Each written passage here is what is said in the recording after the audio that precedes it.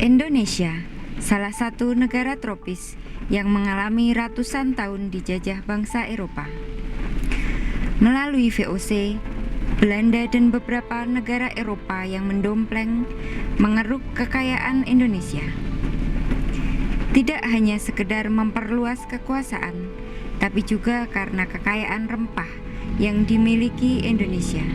Tidak bisa dipungkiri, hutan Indonesia merupakan sumber keanekaragaman hayati yang tinggi.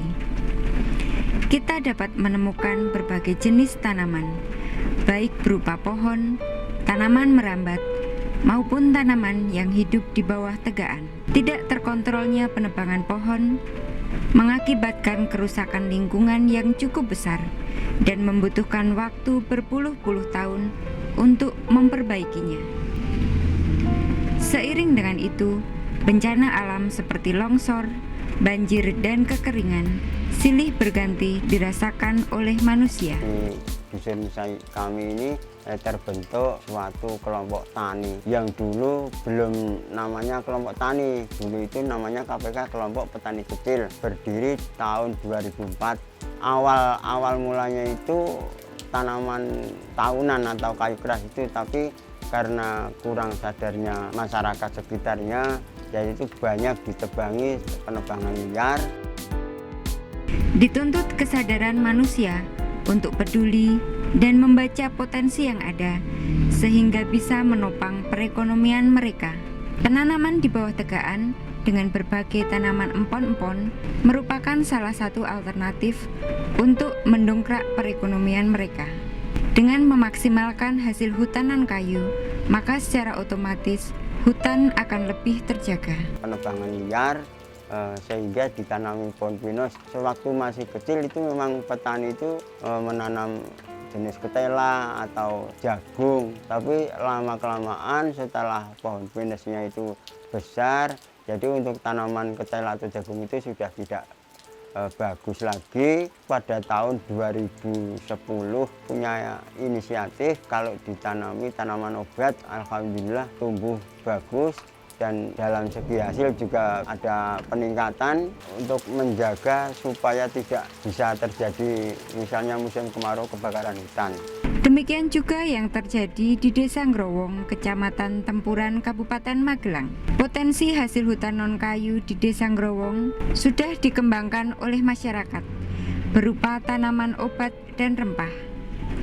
Salah satunya adalah kunyit dan temulawak. Cara tanam itu tentu saja pertama itu pencarian lahan, terus pembersihan lahan, dicangkul, nanti pembuatan lubang-lubang tanaman.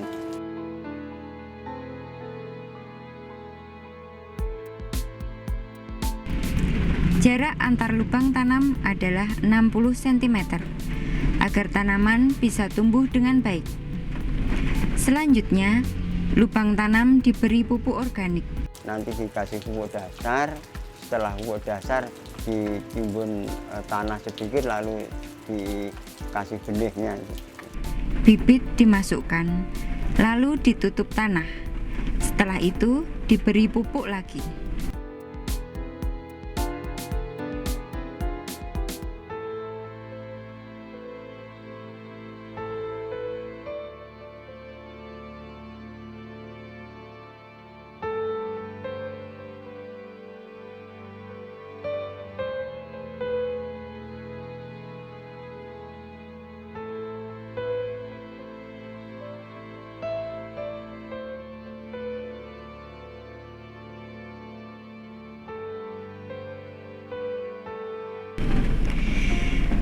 Setelah 8-10 bulan, tanaman siap untuk dipanen.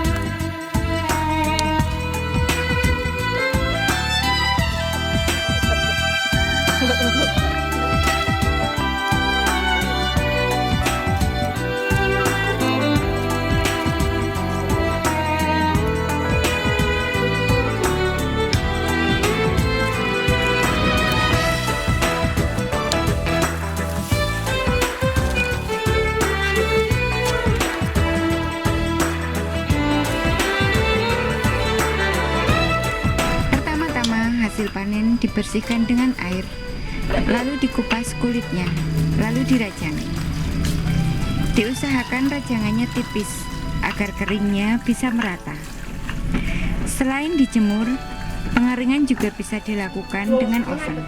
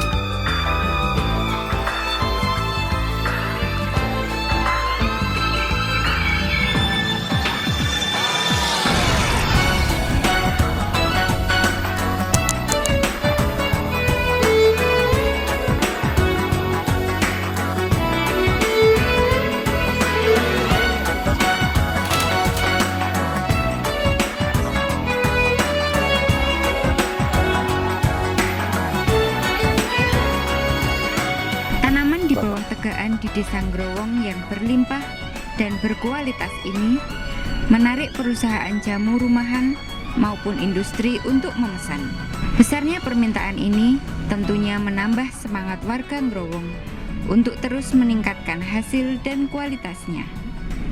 Kami dari Menora Herbal ini kebutuhan industri bahan jamu godhogan, yang bahan jamu itu berasal dari para petani, di mana kami dengan petani mengadakan kerjasama di bidang jual beli atau pembelian bahan-bahan jamu. Tetapi bahan-bahan jamu itu nanti harus sesuai dengan kriteria dan standar Menora Herbal, di mana kelompok tani itu memproduksi tanaman obat yang ditanam di bawah tegakan, dan oleh para petani itu dikumpulkan menjadi satu, dibawa ke kelompok tani situ tadi.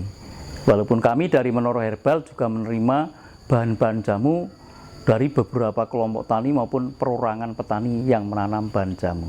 Jadi baiknya itu untuk bahan itu dikompilir dalam satu pintu. Mungkin kalau di Desa Growong ya satu desa begitu, ada yang mengkompilir melalui lembaga ekonomi, bisa Gapoktan, bisa BUMDes, kerjasama dengan BUMDes yang ada di desa, sehingga kami bisa satu pintu.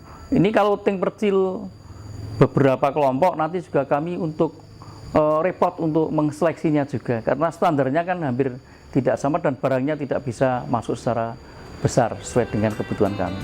Keterlibatan desa melalui dana desa adalah asupan energi yang lain. Sinergi antara KWT, KTH, dan pihak pemerintah desa di Desa Growong ini melahirkan BUMDes yang pada tahun ini sedang dirintis dan siap diresmikan. Semua masyarakat yang melakukan budidaya tanaman obat dapat menjual hasil tanamnya ke BUMDes, baik dalam bentuk segar maupun kering. Kehadiran BUMDes diharapkan bisa menjaga kestabilan harga. Pemasaran itu memang dulunya itu dijual dalam bentuk segar, tapi akhir-akhir ini sudah tidak dijual segar, sudah dijual dalam bentuk silisia atau bahan setengah jadi. Dan pasar itu saya baru bisa mencoba ke dua tempat, yaitu di CV Menora Herbal dan CV Sukabumi. Tapi harapan kami kelompok ini saya ajukan ke desa, dan alhamdulillah ada dampingan dari baik dari pemerintah, dinas pertanian atau dari UMM itu, agar membentuk gedung atau suatu tempat itu BUMDes. Alhamdulillah BUMDes ini sudah terbentuk. Ini latar belakang BUMDes ini gunanya memang di sini Desa Growong ini akan dijadikan sebuah desa herbal, agar bisa memenuhi target permintaan dari PT-PT yang besar, supaya bisa MOU dengan PT yang sudah berjalan besar atau lancar. Nanti kalau misalnya BUMDes ini bisa berjalan, berkembang, mudah-mudahan itu nanti bisa menembus pasar untuk tanam olahan-olahan yang sudah dibentuk oleh KWT nanti akan diambil alih untuk ditangani di BUMDes. Untuk jenis tanaman obat ini semoga bisa menjadi salah satu sumber kehidupan di masyarakat Desa Ngrowong. Selain itu, dengan melibatkan Karang Taruna, BUMDes Desa Ngrowong ingin dikembangkan menjadi desa wisata herbal dan pusat studi tanaman biofarmaka di Kabupaten Magelang.